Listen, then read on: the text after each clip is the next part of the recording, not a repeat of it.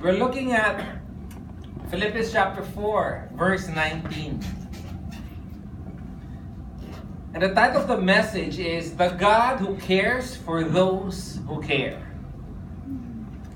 The God who cares for those who care.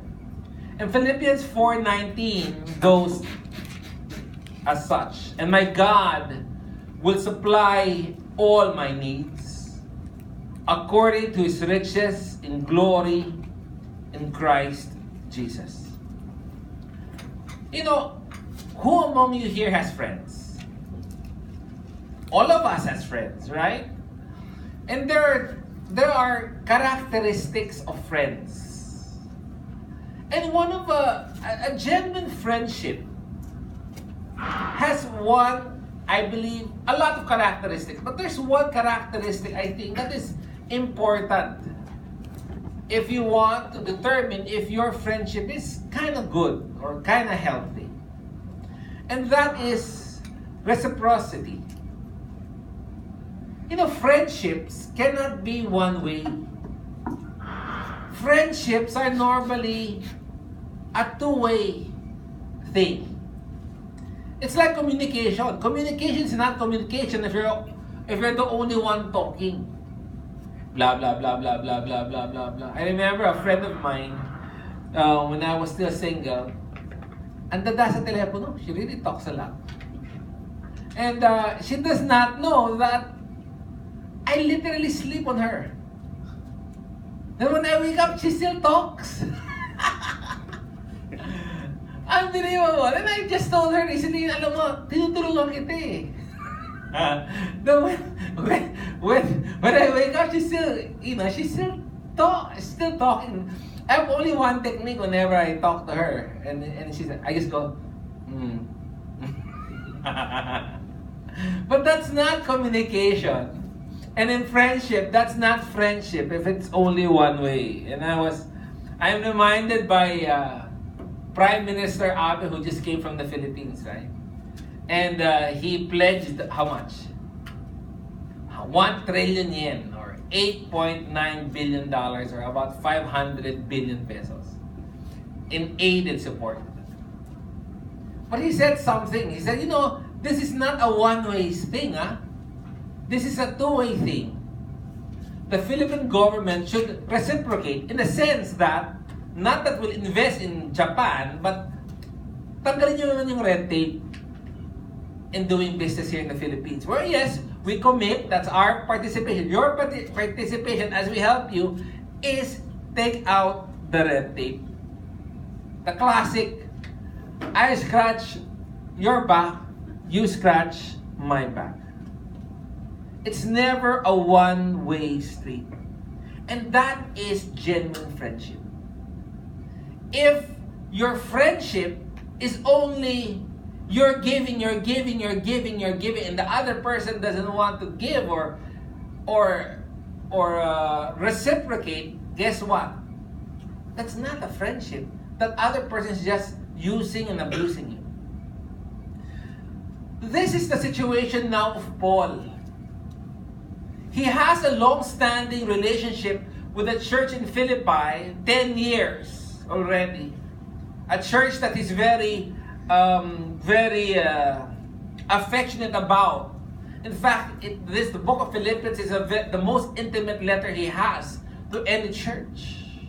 And we learned last week, it's because of the long-standing partnership that they had. That from the very beginning, they were supporting him. To the point that Paul was saying, don't support me anymore because other people think I'm just fleecing you. I'm just serving you so that I can get money from you guys.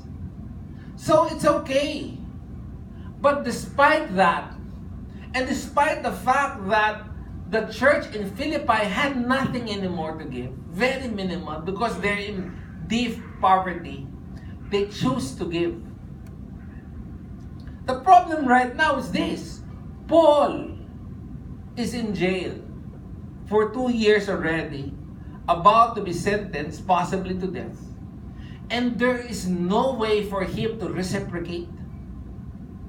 There's no way for him to minister to the church in Philippi. And he makes this astounding statement. Yes, I'm not able to reciprocate in our fellowship and friendship, but he says this, but my God will reciprocate for me. You know, we hear this passage a lot, but that's the context. He's saying, it's my God will supply all your needs according to his riches in glory. And that statement could be astounding or not. It all depends on who makes the promise. But here, the one that makes the promise to supply is my God. The God of Paul.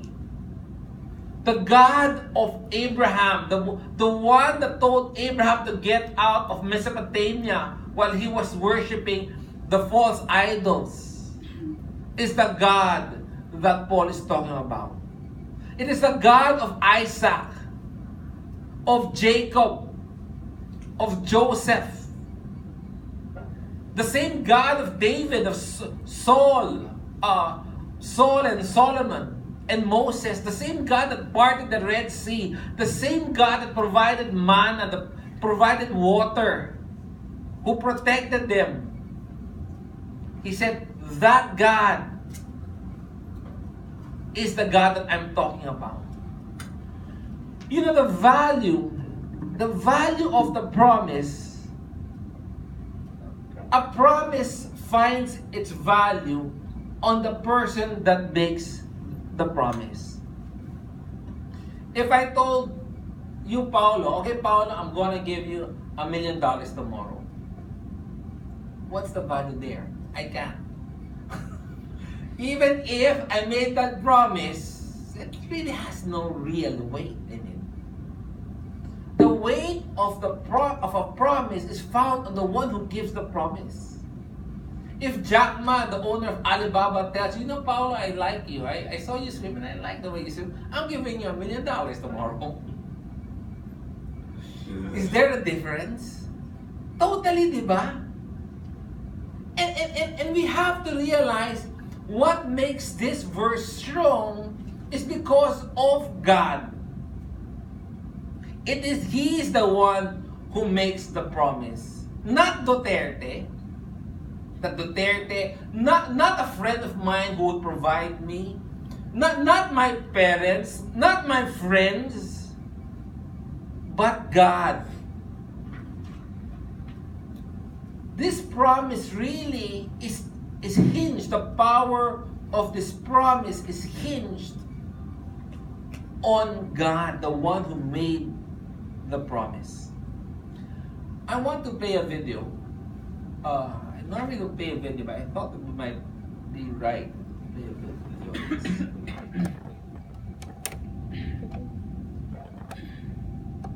And it's talking about my God.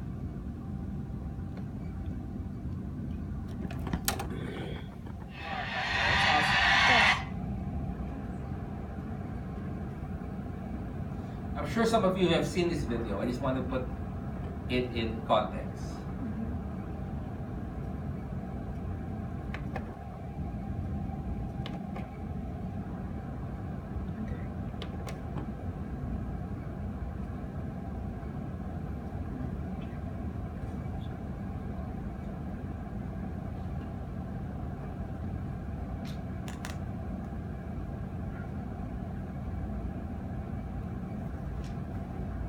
Unplug it first. Unplug it. Ayun.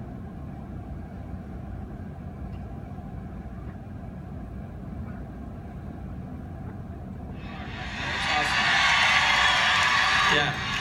But we are here tonight to worship. This is an amazing thought. A God who is indescribable. You say, well, how do you know that? All you have to do is walk outside on a dark night and look up into the sky, and you will know when you look up that this God we're worshiping tonight is beyond our wildest dream. The scripture says, by the word of the Lord the heavens were made, the starry host by the breath of his mouth. We live in a little subdivision in the universe called the Milky Way Galaxy. In case you didn't know, that's where you live. Some of you are thinking you live in Shady Grove. No, you're living in the Milky Way Galaxy. That's your subdivision in the universe, a very big universe that we have to use something called a light year to get around in. You say, well, what's a light year? Well, that's how fast light travels in 1 year. And we know it's flying 186,000 miles a second. So if light goes 186,000 miles a second for a whole year, it goes 5.88 trillion miles in a year. And that's the measurement, or one of the main measurements we use to get around in the universe that God has created. That's how big it is. The foot, not going to help you in God's universe. The yard, of no value to you whatsoever in God's universe. The mile, insignificant. The kilometer, Matt, not going to help you getting around in God's universe. We have to use a ruler that is 5.88 trillion miles long to measure things in God's universe. And our home subdivision, the Milky Way Galaxy, just came into being. It consists of billions of stars. Just our subdivision, the Milky Way Galaxy. Not hundreds, not millions, not hundreds of millions. Billions of stars in our home subdivision, the Milky Way Galaxy. And scientists say that there are hundreds of billions of other subdivisions and galaxies in the known universe. This shot is where we live. It's a little snapshot of the Milky Way Galaxy. If you zoom into this star-forming region, you see something pretty amazing. This particular shot is a close-up of a star-forming region in our subdivision, taken by a friend of ours named Dr. David Block, who's an astronomer down at Wits University in Johannesburg, South Africa. And we were down there a few months ago, and he was telling us that if we were to count the billions of stars in the Milky Way Galaxy, 1 star per second. So if we just started with any one of these, I don't know which one you want to pick. Let's just start with this one right here. And because I can reach it. And we start 1, 2, 3, 4, 5. That looks like 1, but I'm close enough to see it's 2 that are close together. 7, 8, 9, 10, 11. Let's go back over here. 12. You're like, oh, please don't count them all. If we counted all the stars in our subdivision, 1 per second, it would take 2,500 years just to count the stars in the Milky Way Galaxy. And God says about himself, you want to know how the universe is telling us that God is big? Through the prophet Isaiah, he says, to whom will you compare me? And who is my equal, says the Holy One. Lift your eyes to the heavens. Who created all of these? And then he answers for himself. The one who leads forth the starry host one by one and calls them each by name. Because of his mighty strength and great power, not one of them is missing. If you want to get a glimpse of it, here's a composite shot of our subdivision, the Milky Way Galaxy. It's taken by combining hundreds of thousands of photographs. Obviously, we haven't managed to get outside of the Milky Way Galaxy to take a picture of it, but NASA folks are pretty sure that's what it looks like. It has a barred nucleus. It's a barred spiral galaxy. And you're like, wow, that's pretty cool. Yeah, it's 100,000 light years across. So if you want to go visit your neighbors on the other side of the subdivision, you just have to go 186,000 miles a second for 100,000 years, and boom, you're at their house.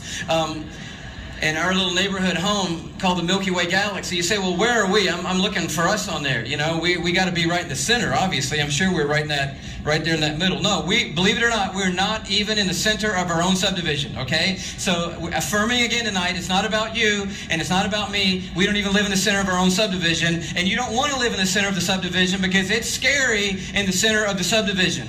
You say, well, where do we live? Well, we live way out between a couple of the spiral arms. You don't want to live in there either because that's dangerous territory inside the bands.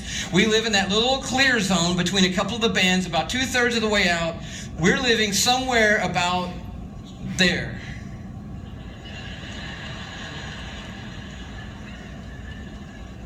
And you're like, well, I don't see me. No. Because we couldn't put a mark on the diagram that you could see that would be the right relative size to our solar system.